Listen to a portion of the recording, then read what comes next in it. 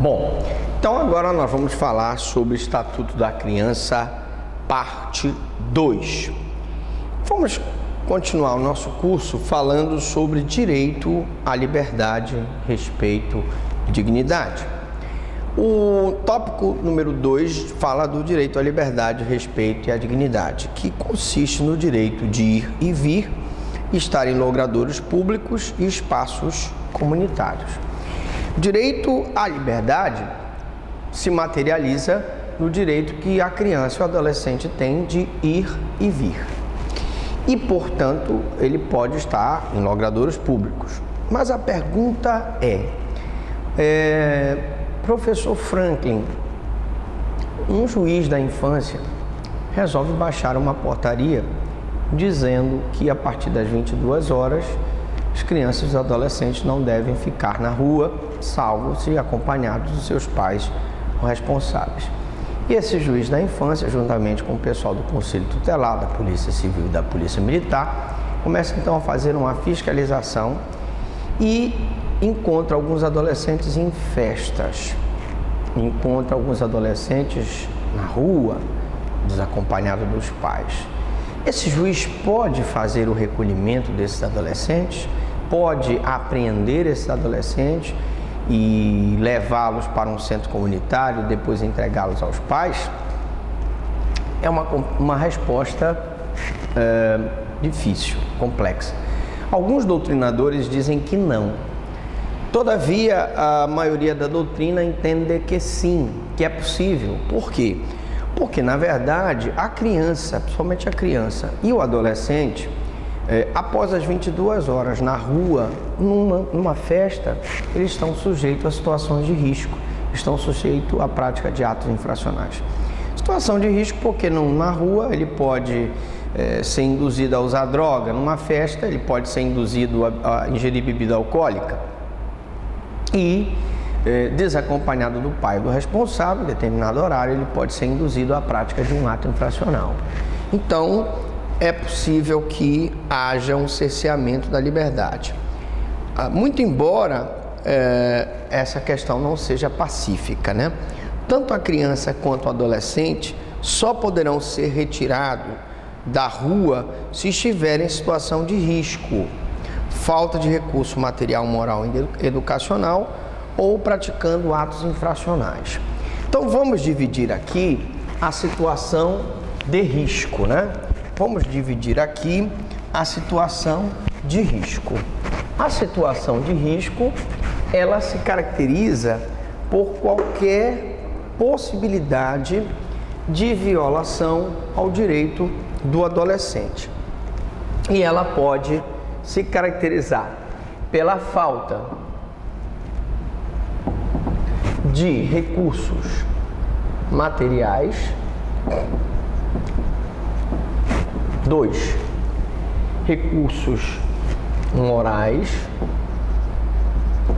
E 3. Recursos educacionais. Então, gente, falta de recurso material significa falta de alimentação adequada. Um adolescente ou uma criança que não recebe alimentação adequada, o pai e a mãe está colocando o adolescente em situação de risco. Pode morrer de inanição. Então, vejam, além da falta de recurso material caracterizar uma situação de risco, quem seja a responsabilização do pai ou da mãe, eu posso ter a caracterização do crime de abandono material. É isso mesmo. O pai e a mãe que não provém o filho das suas necessidades básicas, ele responde por abandono material. Inclusive, o inadimplente de pensão alimentícia, além de ser responsabilizado pela inadimplência, o que gera uma prisão civil, ainda gera uma prisão civil, muito embora existam muitos que defendam que essa prisão civil é contrária ao Pacto de São José da Costa Rica, mas ela ainda é válida no Brasil. Nós temos aqui uma situação em que o inadimplente de pensão alimentícia, ele também incide no crime de abandono material. Falando do abandono moral, quando o adolescente ou a criança é submetida a ambientes inapropriados, quer porque ele é criado numa casa de prostituição, quer porque ele é educado num ambiente em que há tráfico de drogas, em que há prática de atos ilegais, essa situação faz com que o pai ou a mãe, além de configurar uma situação de risco que pode gerar um processo de destituição, suspensão ou destituição do poder familiar, ele gera um crime de abandono moral. Existe o crime de abandono moral quando o pai e a mãe expõem a criança a situações que prejudicam, corrompem a sua moral. E falando em abandono educacional, eu também tenho que esclarecer que o pai e a mãe são responsáveis pela educação dos seus filhos. Se não tiver o pai e a mãe, o responsável legal. E se o filho está em idade escolar, ele deve matricular esse filho na escola. Se ele não matricula esse filho na escola em idade escolar, além de caracterizar uma situação de risco que vai gerar um processo de suspensão ou destituição do poder familiar, também pode tipificar o crime de abandono intelectual. É crime. Então eu tenho o abandono material, o abandono moral e o abandono intelectual como prática, como figuras típicas, crimes praticados por pais ou responsáveis e situação de risco que vai gerar aquela possibilidade daquele pai ou daquela mãe ou daquele responsável serem destituídos do poder familiar. Além disso, eu tenho a prática de ato infracional. Então imagine, por exemplo, que o adolescente está praticando furto, roubo, está usando drogas, está traficando drogas, está praticando estupro. Toda figura que analogicamente é crime se equipara o ato infracional. O ato infracional se equipara analogicamente às figuras criminosas.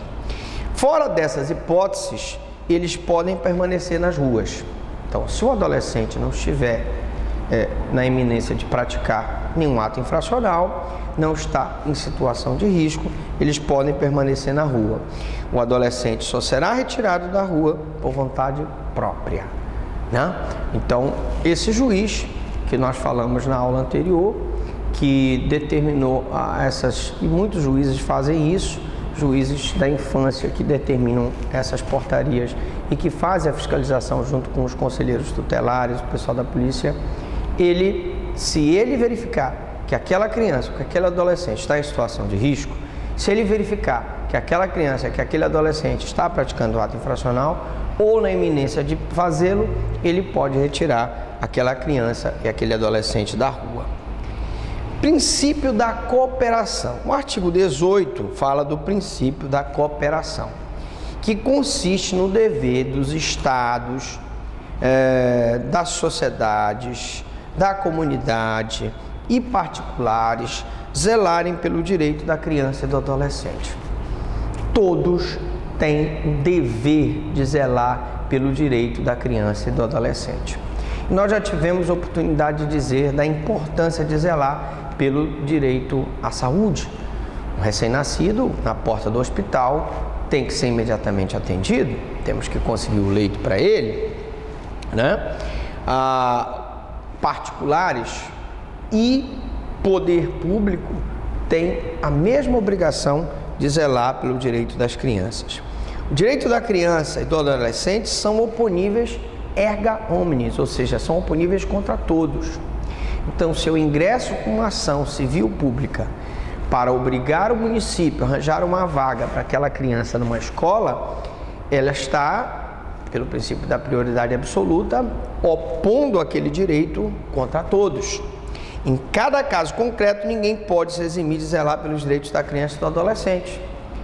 E eu posso responsabilizar o município e eu posso responsabilizar o Estado se ele não consegue uma vaga na saúde para aquela determinada pessoa. Direito à convivência familiar e comunitária. Direito à convivência familiar e comunitária. Muito importante esse direito à convivência familiar e comunitária. Olha o que diz aqui. A criança e o adolescente têm o direito de permanecer junto da sua família natural. Permanecer significa ser educado pela sua família natural.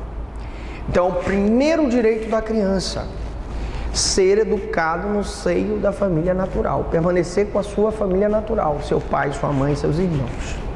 Só em situações excepcionais eu vou retirar aquela criança daquela família natural. Ou porque aquela criança sofre abandono material, ou porque aquela criança sofre abandono moral, ou porque aquela criança sofre abandono educacional, que é o abandono intelectual.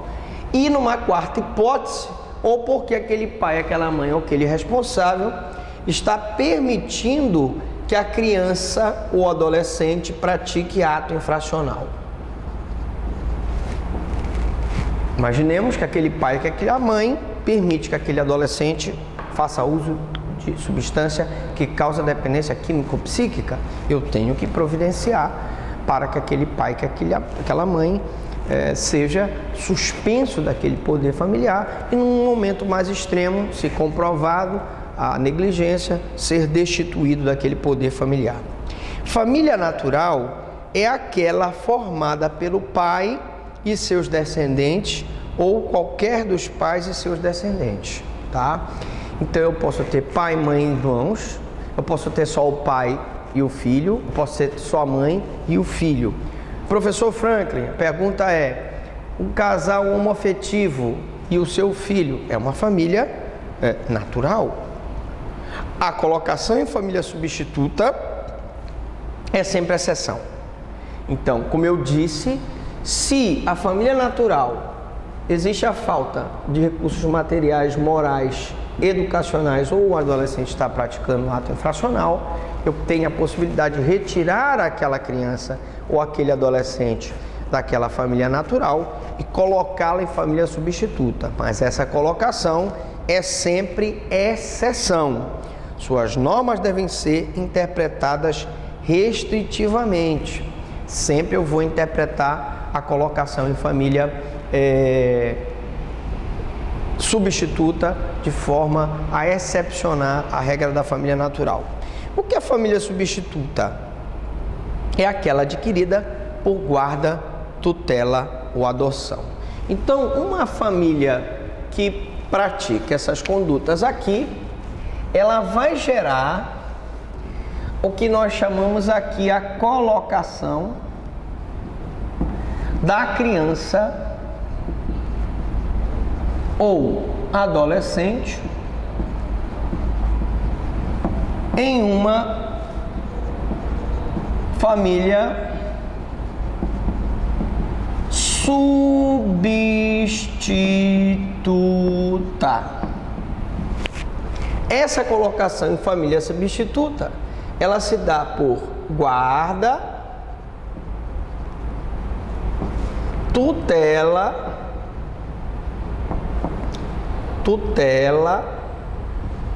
e adoção. Que pode ser adoção nacional ou adoção internacional. Então, gente, quando eu falo em família substituta, eu estou falando em guarda, tutela ou adoção. São as únicas três formas no direito brasileiro de se adquirir a família substituta. Não existe outra forma, só existe a guarda, a tutela e a adoção. Muito bem. Falando ainda em família substituta, o artigo 23 dispõe que a falta ou carência de recursos materiais não são motivos para a perda ou suspensão do poder familiar. E aí eu chamo a atenção para um caso que nós tivemos de um juiz que, por conta da carência de recursos materiais, suspendeu e depois destituiu do poder familiar umas famílias carentes do interior da Bahia, e essas famílias perderam então o poder familiar sobre aqueles filhos que foram adotados por famílias de São Paulo. Ora, senhores, mesmo que a família natural seja miserável, é direito da criança permanecer com a família natural. Esse é o primeiro direito da criança. Só numa situação em que eu provar realmente que há abandono material, moral, intelectual, ou que a criança, que o pai e a mãe estão sendo coniventes na prática de ato infracional, é que vai justificar que aquela criança saia daquele seio daquela família natural, que aquele adolescente saia daquele seio daquela família natural e seja colocado numa família substituta. Quais são, professor Franklin, os deveres do pátrio poder? Atenção, pátrio poder era a linguagem que era usada antigamente. Hoje nós chamamos poder familiar, né? Hoje o pátrio poder se chama poder familiar, porque não é mais só do pátrio, né? Porque eu teria que chamar pátrio poder e mátrio poder. Então a lei, muito sabiamente, trocou para poder familiar. Mas quais os deveres do poder familiar? Dispõe sobre os deveres inerentes ao poder familiar. Vamos lá.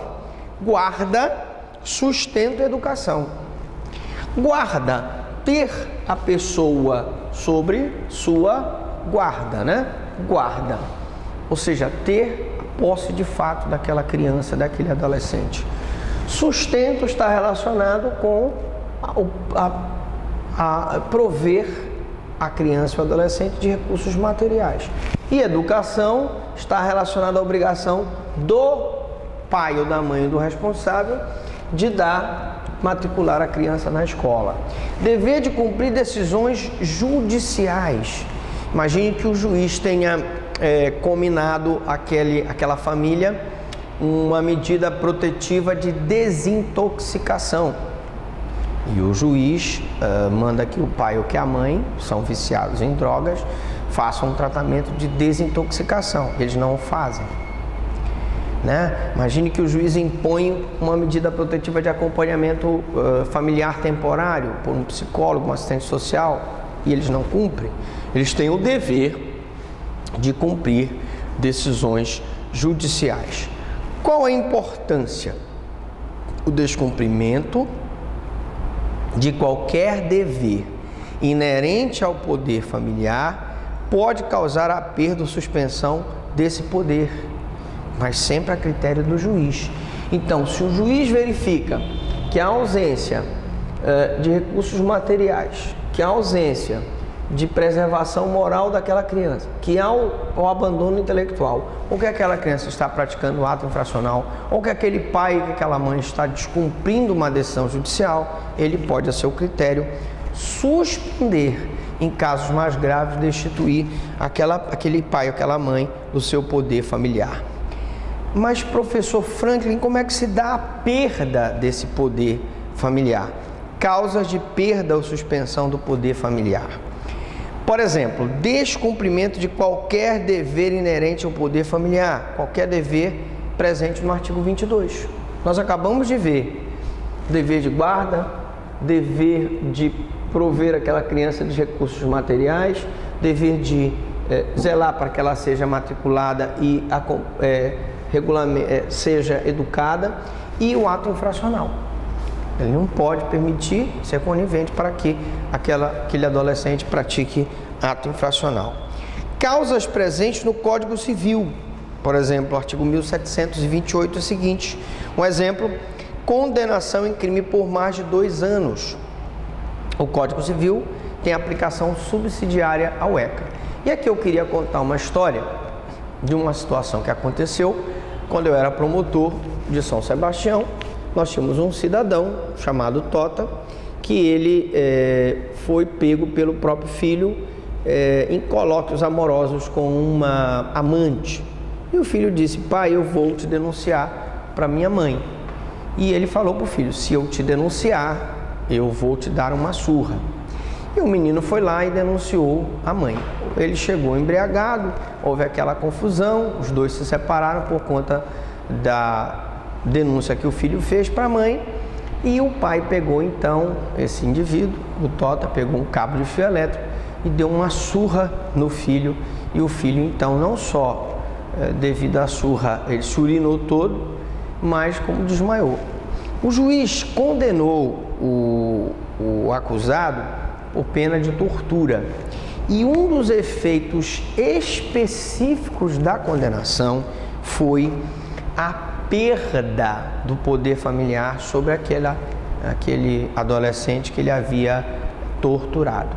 Então veja que a perda do poder familiar não só pode acontecer em relação a uma ação de destituição do poder familiar a nível ajuizada no juízo da infância e juventude, como também eu posso ter uma decisão criminal que venha condenar aquela pessoa à perda ou suspensão do poder familiar.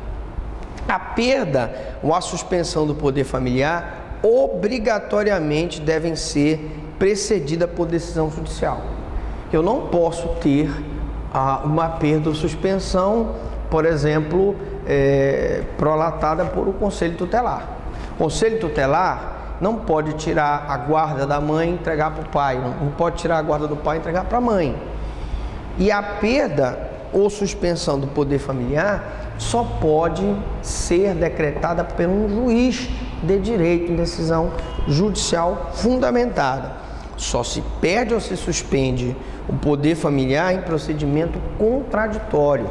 Então aqui só para orientá-los, falando um pouco de perda e suspensão do poder familiar, eu tenho necessariamente um processo em que houve a situação de risco, a situação de risco em que o Conselho Tutelar,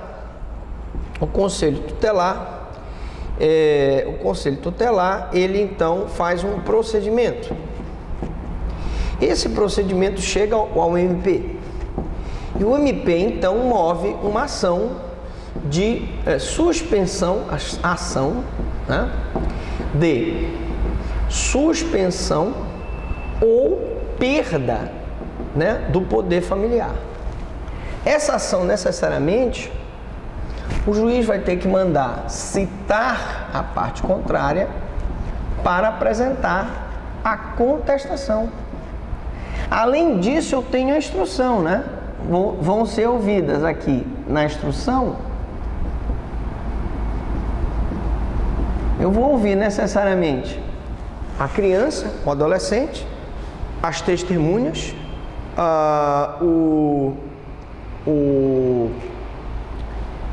o pai, a mãe, e depois dessa instrução eu terei aqui as razões tanto do Ministério Público quanto da defesa, porque eu tenho que ter aqui a defesa técnica, e aqui tanto do Ministério Público quanto da defesa.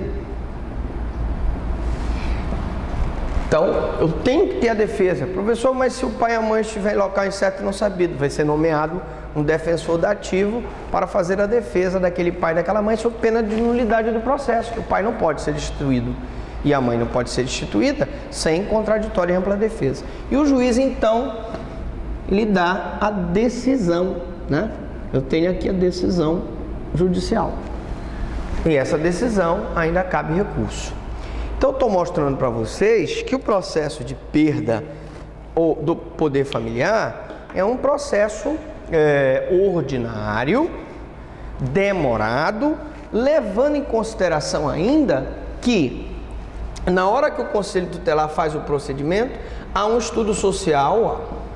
Na hora que antes do Ministério Público entrar com a ação, ele faz um estudo social.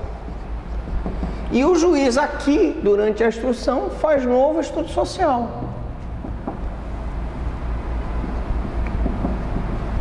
Todos esses estudos sociais são feitos com o objetivo de verificar realmente se houve motivo para a perda ou suspensão do poder familiar. Tá certo? Então, em processo contraditório, sempre através de decisão judicial, sempre devem ser ouvidos os pais responsáveis do MP. Então, aqui, durante a instrução processual, eu vou ouvir a criança, ou adolescente.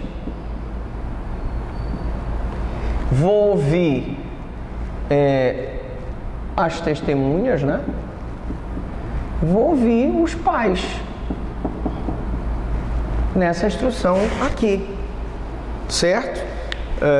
Eu não posso dar uma decisão sem ouvir o Ministério Público. O Ministério Público funciona como o titular da ação, ou pode funcionar como o custos legis, sempre prolatará sua manifestação no processo. Impedimento à família substituta. Bom, impedimento à família substituta estão ligados à falta de idoneidade e inidoneidade. Ora, se eu estou retirando aquela criança de uma família natural porque houve uma situação de risco, não posso colocar aquela criança numa família substituta inidônea. É um impedimento genérico. Este impedimento é visto sob duas formas. Vamos lá.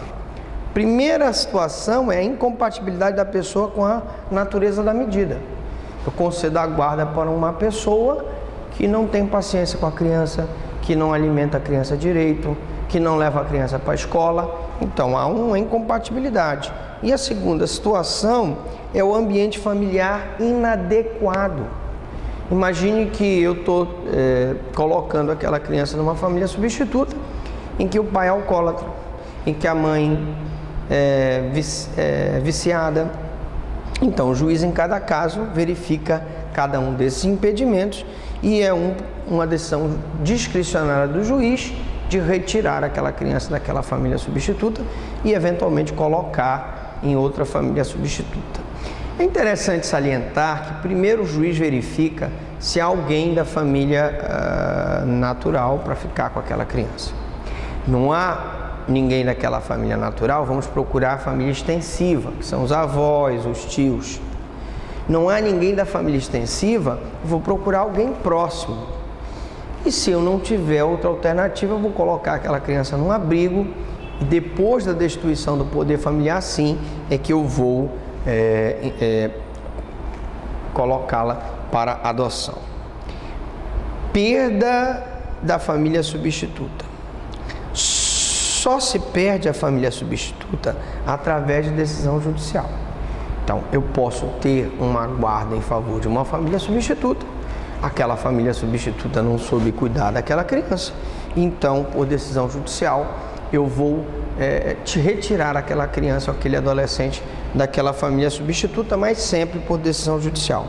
Família substituta estrangeira. O que é família substituta estrangeira? É aquela formada por estrangeiros domiciliados no exterior. Então, tem um casal de americanos que está no exterior, que veio aqui ao Brasil e primeiro adotou duas irmãs que tinham sido vítimas de abuso sexual e que, portanto, estavam no abrigo. Numa segunda oportunidade vieram e adotaram o irmão delas. Então, adotaram as 3 crianças para efeito de adoção, sendo eles estrangeiros domiciliados no exterior. Atenção! Se os estrangeiros forem domiciliados no Brasil, não são considerados família estrangeira. Eu tenho um casal de portugueses que mora no Brasil e, por ser domiciliado aqui no Brasil, eles não são considerados família estrangeira e, portanto, não poderão fazer o que nós chamamos de adoção internacional. Brasileiros domiciliados no estrangeiro não são considerados família estrangeira. Então, um brasileiro que está domiciliado no estrangeiro não são considerados família estrangeira, tá? Então, ainda sob perda da família substituta, a única forma de aquisição de família substituta estrangeira que o nosso direito admite é através da adoção. E no caso da família, se for estrangeira domiciliada no estrangeiro, através da adoção internacional. Nós falamos aqui, ó, a adoção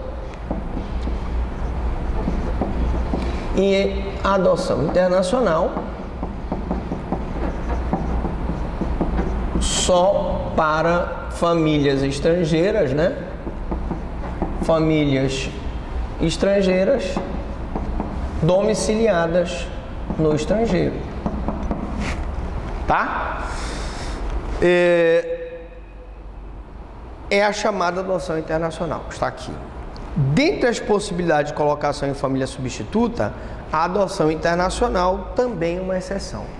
Então, primeiro eu tento manter a criança na família natural. Depois eu procuro alguém da família extensiva. Depois, não consegui, eu procuro alguém próximo para dar a guarda. Não consegui, coloco num abrigo. Destituo aquela mãe, aquele pai da família natural, do poder familiar, e coloco aquela criança apta